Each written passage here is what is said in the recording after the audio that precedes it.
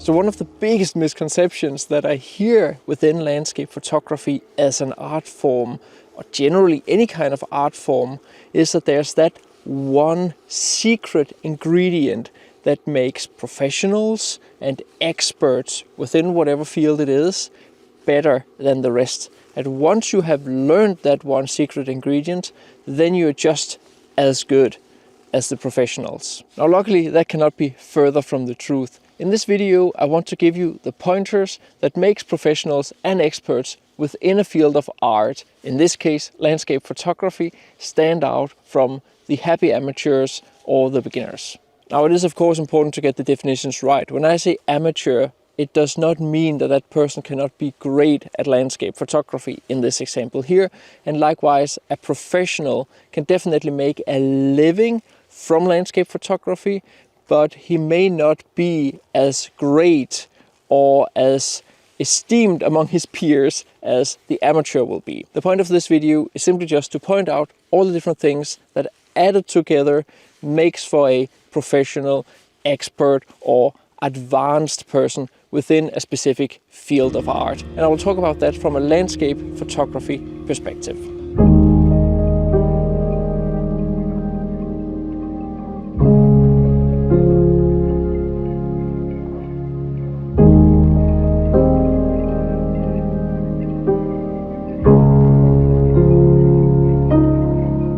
So it is heather season, my favorite time of year. And as you can see, beautiful, beautiful morning fog here. You can even see that there's actually some clouds in the air. So it is just down here at ground level where the fog is. The thing is that this year, the heather started to bloom 3-4 weeks prior to what is normal. It's usually like mid to end August into September.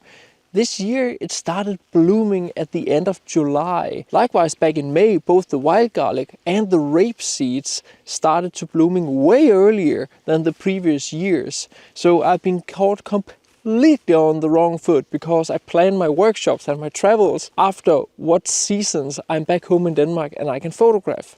And that is the first thing professionals, experts and so forth as landscape photographers know, is to optimize their chance of getting the great shot. It's all about being at the right place at the right time. Know your seasons, know your weather, follow the weather, obviously, and so forth. You can know everything there is to know about a camera, everything there is to know about lenses. You can have the most expensive camera in the world, but if you are not at the right place at the right time, you won't get a great shot. That is the one most important thing that all landscape photographers need to know. Time and place is much more important than what camera and gear you're photographing with. And speaking of gear, think about cameras and lenses as tools. You need the right tool for a specific job. Most wildlife and action photographers usually need very zoomed in lenses with a big front element because they need that open aperture to capture the moment with a fast shutter speed. So that means that they often need fairly expensive gear and even a camera house that shoots a lot of frames per second, which can also be expensive. Now, as landscape photographers, we usually do not depend on big lenses and very expensive gear to get the job done. It's a much slower under category or under discipline within nature photography than action and wildlife photography is. So we can generally get the job done with much cheaper and smaller and more practical gear. Now you do of course need to know your gear so that you can optimize the specific photos and get the right gear for the job. But the point being is that gear is a tool that you can use for a specific job. So another big part of landscape photography that is super important is patience. A big part of being at the right place at the right time is simply going to the place and then waiting for the right time. And that does require both patience and persistence.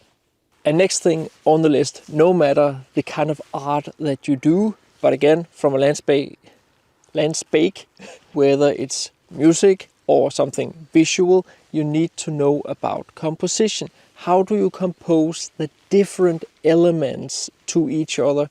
If you do a piece of music, you compose the sounds in a way that creates a nice melody. Whereas in landscape photography or in visual art, you compose the different visual elements of the scene in a way that looks aesthetically nice. In the scene I've tried to photograph for the past half hour, but I've also been flying my drone, is this one here with the tree right there. And you can see I have the fields of heather here in front, and then I have like a little hill, and then I have the tree behind that hill. I'm zoomed in quite a lot, like 135mm. It's not super a lot, but as you can see here, that really helps create and show the depth of the scene if the fog would just cooperate. I've offset the tree a little bit, and it's balanced out by the hills over here on the right side. I'm not sure if this is going to be the final photo right here or if I'm coming back as the fog changes, because it's quite dynamic here. Like, I have literally blue sky above me, but I have like this ground fog down here that obscures some of my scenes. So I have to like shoot different scenes all the time. That's also part of the patience game. But if you want to learn more about composition in landscape photography, be sure to get my 2 ebooks. Here I cover subjects, balance, depth, scale, whether you should go for a center or off-center composition, and much, much more. Both ebooks are super easy to read with minimal text and tons of examples to get to the point fast. In the last chapter of each ebook, I summarize everything we have learned in the ebook. And the fun thing is that over the years, I've heard that people actually bring those ebooks on their phone out into nature to have some kind of reference point when they are out photographing, which for me is an unforeseen benefit of the ebooks that I've created. There are links to both the free light versions and the full versions down in the description of this video.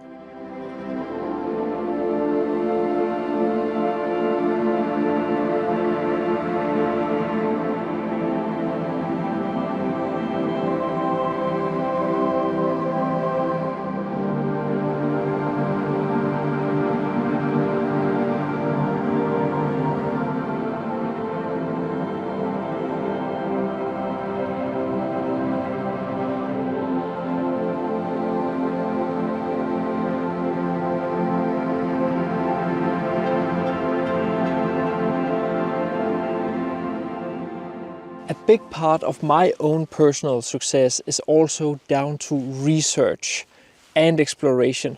Like this big area, it's literally 20 minutes from where I grew up. I did not know about it until this spring, where I just sat on Google Maps and looked around, and I was like, that looks interesting. I looked on it, then I used Google Maps and saw all the photos that people uploaded from there, and I was like, there's potential there. And then I went out and explored it. So research, research, research. It's so important for your landscape photography. This area is absolutely gorgeous. And with all the heather, I just knew that I had to come here in heather season. Right now I'm photographing this tree down here in the background and a tree that's further in the background. And hopefully the third tree that is also in the background will also pop its head out. This composition is one I also found back in spring when I researched this area. So here comes hopefully a photo.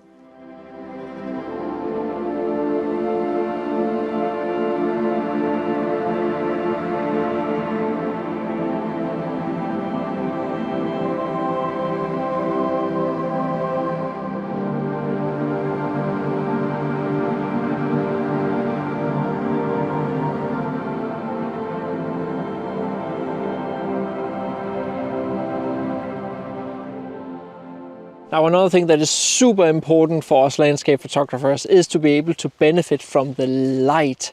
On a foggy morning like this, you have a lot of ambient light, soft light, and that can be very beneficial. But sometimes the sun also comes out and you get more direct light. The only way I've been able to benefit from the light this morning is by flying my drone.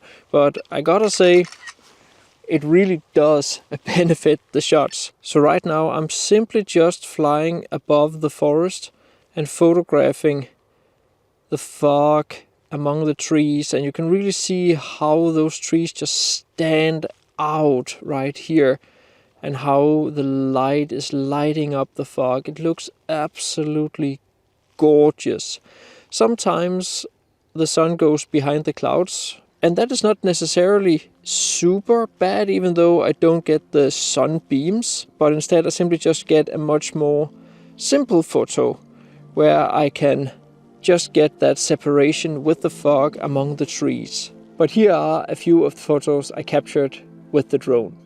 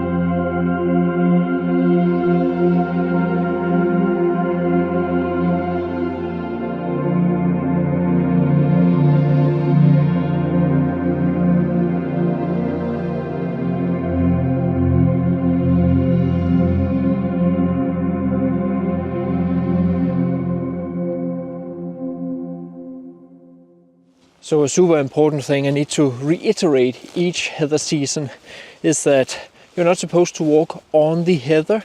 When you're walking around in moors like this, definitely avoid stepping on the heather. Follow trails or walk around the heather. As you can see right here, right now I'm walking in this green bushy thing. There are plenty of ways to avoid walking on the heather. Simply just don't walk on it. It's also important to just not, like, ruin nature.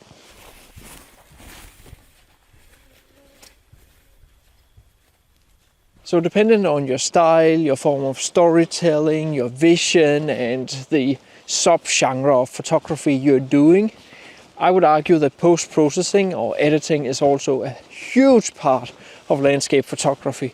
You just see how big of a difference it makes to my photos that I've captured this morning, and the post-process just does a substantial difference to most landscape photos.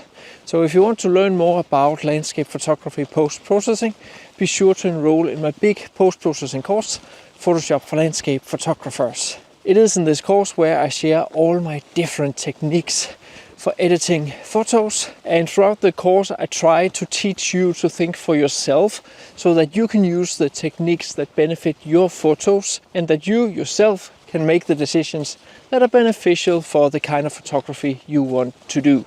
Right now I have my big summer sale on the course where you can get entire $100 off. There is a link to that and the coupon code down in the description of the video. So here's a lovely simple photo. So I'm actually right now on a hill or a plateau, and I'm shooting out over the plantation right here. And because I'm a little bit elevated, just as you could see on the drone photos before, the drone is good because it gets up and then you can see the layers. But right here I can actually also see the layers, so I can capture this shot with the long lens too. Looks really, really, really nice. 400mm.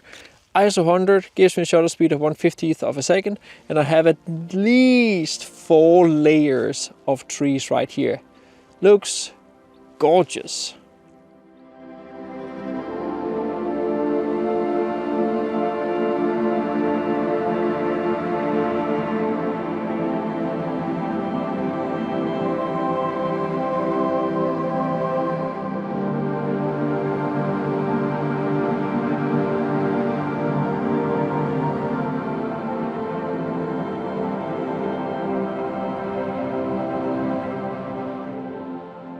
So there is no secret ingredient to landscape photography. It's a mix of many different things that come together optimally.